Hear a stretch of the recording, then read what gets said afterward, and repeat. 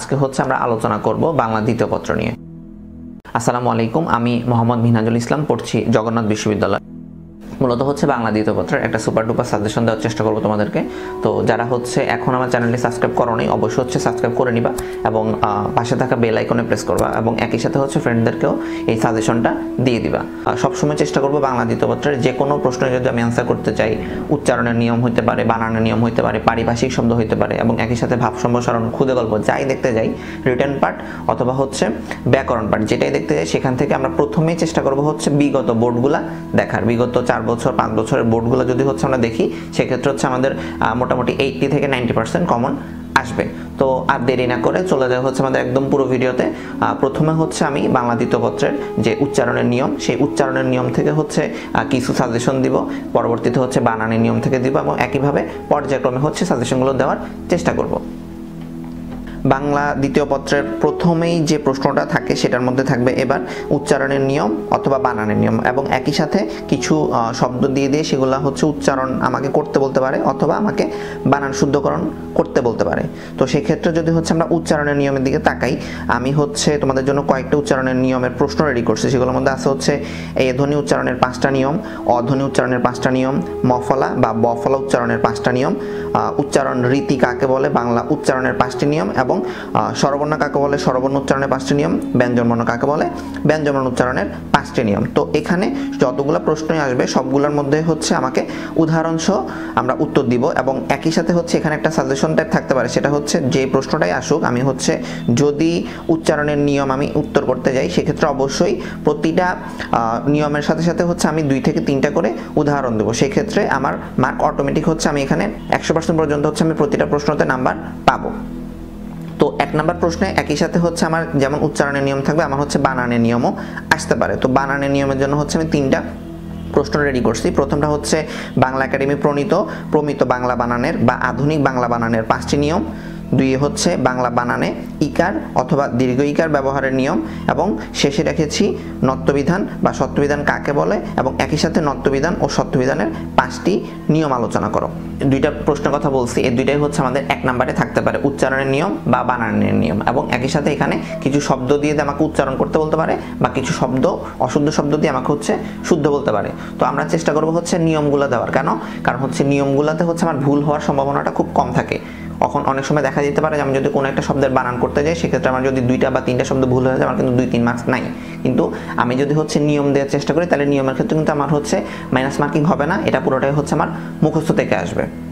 তো তোমাদের সুবিধার জন্য হচ্ছে আমি কয়েকটা শব্দের বানান এখানে দিয়ে রাখলাম, তোমরা হচ্ছে এটা দেখতে পারো। আমি বলবো না এখান থেকে আসবে, বাট এইটার মতো করে বানানগুলো আসতে পারে। তো হচ্ছে আমরা এখানে সাজেশন আকার কিছু শব্দ দিয়ে রাখছি, যেমন হচ্ছে হীনমন্য, সাংস্কৃতিক, স্বাতন্ত্র, স্টেশন, শ্রদ্ধাঞ্জলি, সমীচীন, সংবর্ধনা, রেজিস্ট্রেশন, মুমূর্ষু, মুহুর্মুহু, মরীচিকা, ভুল, ভৌগোলিক, বনস্পতি, ব্যতীত, বিভীষিকা, বাল্মীকি, প্রণোদনা, পোস্টমাস্টার, প্রতিদ্বন্দ্বী, প্রণয়ন, দৈন্য, দীনতা, জ্যৈষ্ঠ, ঐক্যতান, ঊর্ধ্ব, অপরাহ্ন, অতিথি, আকাঙ্ক্ষা, ইতপূর্বে, ইতোমধ্যে, উচ্ছ্বাস।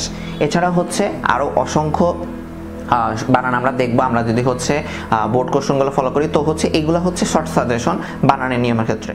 এর পরবর্তীতে 2 নম্বর প্রশ্ন যেটা আসবে সেটা হচ্ছে ব্যাকরণিক শব্দ শ্রেণী থেকেই কোনো না কোনো প্রশ্ন আসবে। তো ব্যাকরণিক শব্দ শ্রেণী থেকে কি ধরনের প্রশ্ন আসতে পারে সেটা যদি দেখি তাহলে দেখতে পাবো এখান থেকে আসতে পারে ব্যাকরণিক শব্দ শ্রেণী কাকে বলে, কত প্রকার ও কি কি, বিশেষ্য কাকে বলে, উদাহরণসহ বিশেষ্যের প্রকারভেদ আলোচনা করো, আবেগ শব্দ কাকে বলে, উদাহরণসহ আবেগ শব্দের প্রকারভেদ আলোচনা করো, সর্বনাম কাকে বলে, উদাহরণসহ সর্বনাম পদের প্রকারভেদ আলোচনা করো, ক্রিয়াপদ কাকে বলে, উদাহরণসহ ক্রিয়াপদের প্রকারভেদ আলোচনা করো, যোজক কাকে বলে, উদাহরণসহ যোজকের প্রকারভেদ আলোচনা করো। তো এখানে অনেক সময় দেখা যায় যে আমাকে একটা অনুচ্ছেদ দিয়ে দিতে পারে এবং আমাকে একটা অনুচ্ছেদ দিয়ে আমাকে বলতে পারে যে কিছু কিছু শব্দের নিচে আন্ডারলাইন করে দিবে, আমাকে বলবে যে এখানে এই শব্দটা ব্যাকরণিক শব্দ শ্রেণীর কোন ব্যাকরণিক শব্দ শ্রেণীর মধ্যে পড়তেছে, সেটা কি বিশেষ্য, সেটা কি বিশেষণ, সেটা কি সর্বনাম। তো সেটা হচ্ছে আমাকে তখন ওই শব্দটা লিখে লিখে পাশে ব্যাকরণিক শব্দটা আমাকে সিলেক্ট করতে হবে। এটা গেল হচ্ছে ব্যাকরণিক শব্দ শ্রেণী নিয়ে। তো ব্যাকরণিক শব্দ শ্রেণীর সাথে আমার হচ্ছে ব্যাস বাক্য সহ সমাস নির্ণয়টাও আসতে পারে। তো এখানে ব্যাস বাক্যর সহ সমাস নির্ণয়ের জন্য আমি কিছু হচ্ছে সাজেশন দিব তোমাদেরকে, তোমরা হচ্ছে এগুলো ফলো করতে পারো এবং একই সাথে বিগত বোর্ড কোশ্চেনগুলো হচ্ছে ফলো করবা। তো এখানে যেগুলা দেওয়া আছে আমি যেগুলো দিয়েছি সেগুলোর মধ্যে রয়েছে অহিনুকুল, অনাশ্রিত, অবিশ্বাস্য, অনাচার, অনুরণন, আমরা, আলুনি, আটষাট, ইন্দ্রজিৎ, উদ্বেল, ঊর্ণনাভ, কুশীলভ, গুরুভক্তি, চতুষ্পদী, চিরসুখী, জ্যোৎস্নারাত, তেপান্তর, ত্রিফলা, তপবন, দম্পতি, ধর্মঘট, প্রভাকর, বইপড়া, বীরকেশরী, বাক্যান্তর, বিমনা, মকরমুখ, মুখচন্দ্র, সপ্তর্ষি, হিতাহিত। এগুলো হচ্ছে আমার সাজেশন মতো হচ্ছে বাংলা দ্বিতীয় পত্রের ব্যাসবাক্য সহ সমাস নির্ণয়ের জন্য। তো এর পাশাপাশি আমরা হচ্ছে বোর্ড কোশ্চেনগুলো অবশ্যই দেখব। তো সবার প্রতি সাজেশন হচ্ছে আমি যতগুলো হচ্ছে আমার স্লাইড যাচ্ছে সবগুলো স্লাইডে যদি হচ্ছে তোমরা একটা করে স্ক্রিনশট নিয়ে রাখো, সেটা তোমাদের কিন্তু হচ্ছে পড়তে সুবিধা হবে। বারবার হচ্ছে ভিডিওটা তখন দেখা লাগবে না, তোমরা একটা স্ক্রিনশট নিয়ে নিবা। দেখলে আমি সময় কমাই দিচ্ছি সবাইকে। আচ্ছা, তো পরবর্তীতে আমরা হচ্ছে পরের প্রশ্নটাতে যাই। বাংলা দ্বিতীয় 3 নম্বর প্রশ্ন যেটা আসতে পারে সেটা হচ্ছে বাক্যতত্ত্ব এবং একই সাথে হচ্ছে বাক্যের শুদ্ধ অশুদ্ধ বের করা, শুদ্ধ অশুদ্ধ প্রয়োগ যেটা সেটা। তো হচ্ছে বাক্যতত্ত্বের মধ্য থেকে যে প্রশ্নগুলো আসতে পারে সেগুলো যদি বিশ্লেষণে যায় তাহলে দেখবো যে এখানে আসতে পারে বাক্য কাকে বলে, একটি সার্থক বাক্যের কয়টি গুণ থাকে বা বৈশিষ্ট্য থাকে, উদাহরণ আলোচনা করতে বলতে পারে এবং একই সাথে গঠন অনুসারে বাক্য কত প্রকার ও কি কি উদাহরণ আমাকে আলোচনা করতে বলতে পারে। এবং অন্যদিকে যদি হচ্ছে আমরা বাক্য শুদ্ধকরণের জন্য কিছু সাজেশন এখানে আমি দিয়ে দিচ্ছি। তো সাজেশনগুলো যদি দেখি তাহলে সেখানে আছে হচ্ছে আপনি পরে আবার আসবেন, শিক্ষা কোনো বিকল্প নেই, শ্রাবণী অত্যন্ত বুদ্ধিমতী মেয়ে, তার সলিল সমাধির হয়েছে, সময় বড় সংক্ষিপ্ত, ষড়ঋতুর দেশ বাংলাদেশ, সারা জীবন ভূতের বেগার খেটে গেলাম, পরীক্ষা চলাকালীন হর্ন বাজানো নিষেধ, আমরা তার বিদেহী আত্মার শান্তি কামনা করছি, চোরে চোরে মাসতুতো ভাই বা চোরে চোরে পিস্তত ভাই, এখানে প্রবেশ নিষিদ্ধ, বাংলাদেশ একটি উন্নয়নশীল দেশ, এক মাঘে শীত যায় না, এটা লজ্জাকর ব্যাপার, বিদ্বান মূর্খ অপেক্ষা শ্রেষ্ঠ, গরু ছাগলের বিরাট হাট। এর পরবর্তীতে 4 নম্বর প্রশ্নে যেটা আসবে সেটা হচ্ছে পারিভাষিক শব্দ এবং একই সাথে হচ্ছে একটা অনুবাদ আসতে পারে ইংরেজি দিয়ে, আমাদেরকে বাংলা করতে বলতে পারে। তো সেক্ষেত্রে হচ্ছে আমরা পারিভাষিক শব্দগুলোই পড়বো। বিগত 3, 4 বা 5 বছরের পারিভাষিক শব্দগুলো যদি দেখি তাহলে এখান থেকে হচ্ছে আমরা 80 থেকে 90% কমন পাবো। এছাড়া আমরা এখন পর্যন্ত যতগুলো হচ্ছে ইংরেজি শব্দের শব্দার্থ জানি সেখান থেকে আমাদের বেসিক কিছু শব্দার্থ আসতেই পারে। তো সেখান থেকে হচ্ছে আমরা পারিভাষিক শব্দের জন্য হেল্প পাবো। তো দেরি না করে আমরা হচ্ছে আমাদের পারিভাষিক শব্দের স্লাইডটা দেখাই। তো পারিভাষিক শব্দের স্লাইডের মধ্যে যে সাজেশনগুলো আছে সেগুলো তো অবশ্যই দেখবা এবং এর পাশাপাশি অবশ্যই বোর্ডগুলো দেখবো। আরেকটা রিকোয়েস্ট হচ্ছে, আবারও বলতেছি, তোমরা হচ্ছে ভিডিওটার যে অংশে যখন যে স্লাইডগুলো আসবে সেগুলোর হচ্ছে স্ক্রিনশট নিয়ে নিবা। পারিভাষিক শব্দের এখন যে স্লাইডটা আসলো সেই স্লাইডটার থেকেও তোমরা হচ্ছে স্ক্রিনশট নিবা। পারিভাষিক শব্দের স্লাইডের মধ্যে আমরা দেখতেছি এখানে রয়েছে abstract, allotment, agenda, ad hoc, affidavit, audio, bail, code, conduct, dialect, diplomatic, dynamic, duel, embargo, epitaph, exit, edition, fiction, file, fine arts, force, gratuity, hood, hostage, initial, idiom, index, justice, keyword, lien, legend, landscape, lease, myth, note, nursery, oath, option, queue, quota, quack, racism, surety, token, trial, tribunal, theory, uniform, vision, vice versa, venue, walkout, warship, war crime, white paper, X-ray, zone, zoom.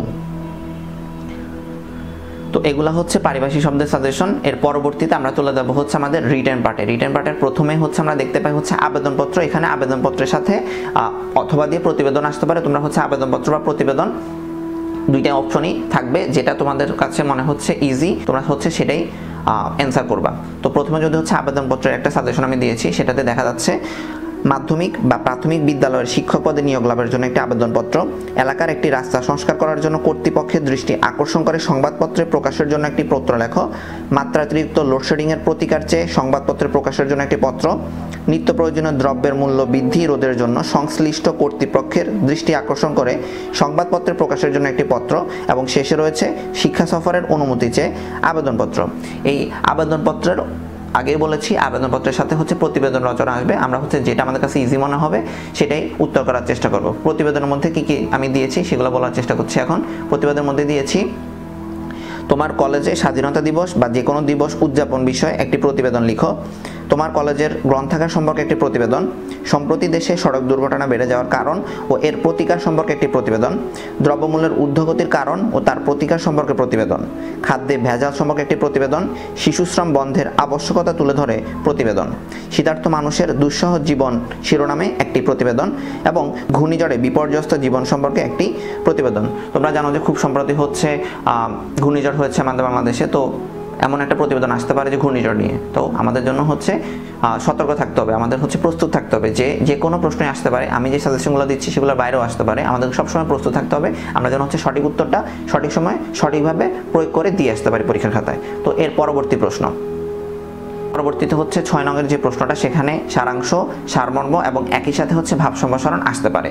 তো আমার suggestion হচ্ছে আমরা সারাংশ সারমর্মের বদলে যে ভাব সম্প্রসারণটা আসবে সেটা দেওয়ার চেষ্টা করব। কেননা সারাংশ সারমর্ম হচ্ছে হুবহু বইয়ের মতো হতে হয়, বা হচ্ছে একদম যে সার কথাটা থাকে, যে সারমর্মটা থাকে সেটা আমাদেরকে লিখতে হয়। তো আমরা হচ্ছে অধিকাংশ স্টুডেন্টরাই হচ্ছে কি করি, আমরা হচ্ছে প্রশ্ন থেকে দেখে দেখে সারাংশ বা সারমর্মের জন্য লাইন লিখে দিই, সেক্ষেত্রে আমাদের নাম্বার মাইনাস মার্কিং হওয়ার সম্ভাবনা রয়েছে। তো আমরা সেটা করব না।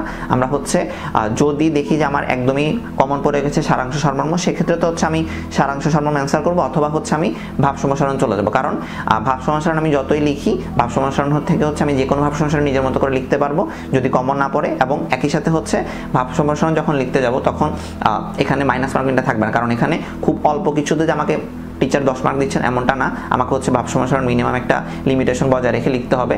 তো ভাব সম্প্রসারণের জন্য আমি একটা সাজেশন দিয়েছি। আমরা যদি হচ্ছে স্লাইডটা দেখি তাহলে দেখব, স্বদেশের উপকারে নাই যার মন, কে বলে মানুষ তারে পশু সেই জন, বিশ্বে যা কিছু মহান সৃষ্টির চির কল্যাণকর, অর্ধেক তার করিয়াছে নারী অর্ধেক তার নর, সবার উপর মানুষত্ব তাহার উপর নাই, ক্ষুধারাজ্যে পৃথিবী গদ্যময়, পূর্ণিমার চাঁদ যেন ঝলসানো রুটি, কীর্তিমানের মৃত্যু নাই, দুর্জন বিদ্বান হলো পরিত্যাজ্য, জন্ম হোক যথাতথা কর্ম হোক ভালো, স্পষ্টভাষী শত্রু নির্বাক মিত্র অপেক্ষা ভালো, রাত যত গভীর হয় প্রভাত তত নিকটে আসে, পথ পথিকের সৃষ্টি করে না পথিকই পথের সৃষ্টি করে, পণ্ডিতের সাথে দণ্ডদাতা কাঁধে যবে সমান আঘাতে, সর্বশ্রেষ্ঠ সে বিচার। এর পরবর্তীতে আমাদের হচ্ছে শেষ প্রশ্ন আসতে পারে সংলাপ রচনা, এবং এর সাথে আসবে ক্ষুদে গল্প। তো হচ্ছে আমরা সংলাপ ক্ষুদে গল্প দুইটাই দেখে রাখবো, এবং হচ্ছে যে কোনো একটা উত্তর করার চেষ্টা করব। তো সংলাপের মধ্যে হচ্ছে আমি সংলাপের জন্য কিছু সাজেশন দিয়েছি, সেই সাজেশনগুলোর মধ্যে রয়েছে এইচএসসি পরীক্ষার্থীর পরীক্ষার প্রস্তুতি নিয়ে 2 বন্ধুর সংলাপ, এইচএসসি পরীক্ষার প্রস্তুতি নিয়ে 2 বন্ধুর সংলাপ, যৌতুক প্রথা বা পণ নিয়ে 2 বান্ধবীর সংলাপ, এইচএসসি পরীক্ষার প্রস্তুতি নিয়ে 2 বন্ধুর সংলাপ, যৌতুক বা পণ প্রথা নিয়ে 2 বান্ধবীর সংলাপ, শিক্ষা সফর বা পদ্মা সেতু ভ্রমণ প্রসঙ্গে 2 বন্ধুর কথোপকথন, জলবায়ু সম্পর্কে 2 বন্ধুর সংলাপ, করোনা ভাইরাস নিয়ে সংলাপ, ইংরেজি শেখার গুরুত্ব সম্পর্কে 2 বন্ধুর সংলাপ, আন্তর্জাতিক মাতৃভাষা দিবস সম্পর্কে 2 বন্ধুর সংলাপ, ফেসবুক সম্পর্কে 2 বন্ধুর সংলাপ, এবং সবার শেষে আমরা যে স্লাইডটা দেখতে পাই সেটা হচ্ছে ক্ষুদে গল্প নিয়ে। তো আমার সাজেশন হচ্ছে আমরা হচ্ছে ক্ষুদে গল্পটা না দেওয়ারই চেষ্টা করবো, কারণ হচ্ছে ক্ষুদে গল্পের মধ্যে পুরোটাই হচ্ছে আমাকে নিজের থেকে লিখতে হবে। তো এই ক্ষেত্রে যাদের নিজের থেকে বানিয়ে লেখার অভ্যাসটা ভালো তারা হচ্ছে এটা করবো, আদারওয়াইজ হচ্ছে আমরা স্কিপ করব, ক্ষুদে গল্প না দিয়ে সংলাপ দেওয়ার চেষ্টা করব। তো ক্ষুদে গল্পের জন্য হচ্ছে আমি ছোট্ট একটা সাজেশন রেডি করছি, সেই সাজেশনের মধ্যে রয়েছে অসময়ের বন্ধুই প্রকৃত বন্ধু, স্মৃতিবিজড়িত নদী, বইয়ের ফেরিওয়ালা, আমার ছোট বোন রেল বালক। তো সবাইকে অসংখ্য ধন্যবাদ যারা এতক্ষণ পর্যন্ত হচ্ছে আমার ভিডিওটা দেখলা, এবং যারা হচ্ছে স্কিপ করে আসছো তাদেরকে আবার বলবো তারা হচ্ছে প্রথমে যাও এবং প্রথম থেকে হচ্ছে ভিডিওটা স্টেপ বাই স্টেপ দেখো যে কোন প্রশ্নে কি কি আসতে পারে, কোন কোশ্চেনের জন্য আমি হচ্ছে কি কি সাজেশনগুলো দিয়েছি, এবং প্রতিটা স্লাইডের একটা করে স্ক্রিনশট নিয়ে নাও, বন্ধুদের সাথে শেয়ার করো, এবং হচ্ছে আমাকে কমেন্ট সেকশনে জানাতে পারো, আমি হচ্ছে তোমাদেরকে পিডিএফগুলো দিয়ে দেওয়ার চেষ্টা করব। তো সবাই বাংলা প্রথম পত্র যেভাবে ভালো করে দিয়েছো, বাংলা দ্বিতীয় পত্র হচ্ছে ভালো করে দেওয়ার চেষ্টা করবা।